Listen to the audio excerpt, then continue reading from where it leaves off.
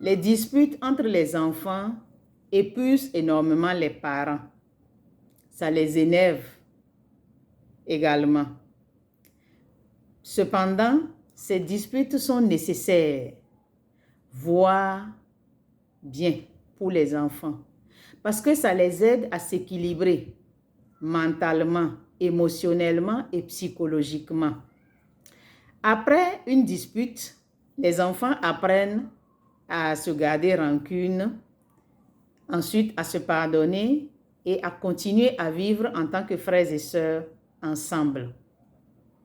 Mais un enfant qui vit seul, qui n'est jamais confronté à ce genre de dispute entre frères et sœurs ou entre cousins et cousins, il développe un confort intérieur et extérieur. Lorsqu'il plus tard il quitte le milieu familial, il a du mal à trouver ses repères. Quand dans une maison, par exemple, il y a des enfants plus âgés et d'autres plus jeunes, généralement ces plus jeunes enfants aiment aller déranger les effets de leurs aînés. Ils peuvent rentrer dans la chambre, déranger ces effets, verser de la poudre sur le lit, verser de la pommade. Ils font ce genre de choses. Quand les aînés arrivent, qu'est-ce qu'ils font? Ils corrigent les plus jeunes.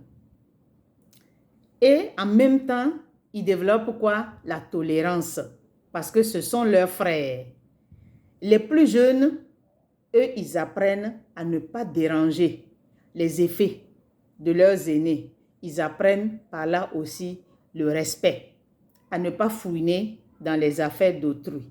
Mais un enfant qui vit seul avec ses parents, qui n'est pas confronté à ce genre de situation, il peut s'avérer être une personne assez difficile à vivre. Donc, qu'est-ce qu'il faut faire, vous les parents? Déranger souvent le confort de cet enfant. C'est-à-dire, quand il dépose ses effets et qu'il part à l'école ou bien il sort, par exemple, exprès, on dérange ces choses. Il faut déplacer les choses qu'il a ordonné poser. Parce que il faut lui apprendre pendant qu'il est jeune à perturber ce confort intérieur.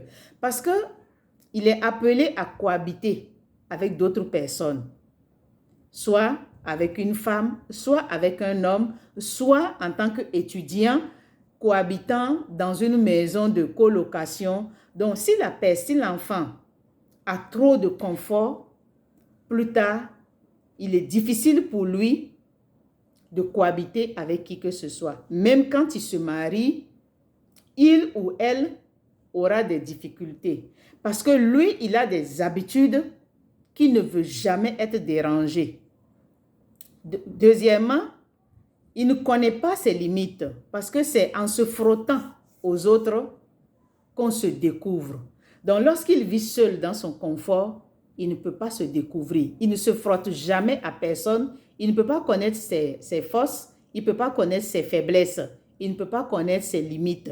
Vous voyez? Donc, déranger souvent le confort de cet enfant de sorte à l'amener à réagir avant de sortir du milieu familial.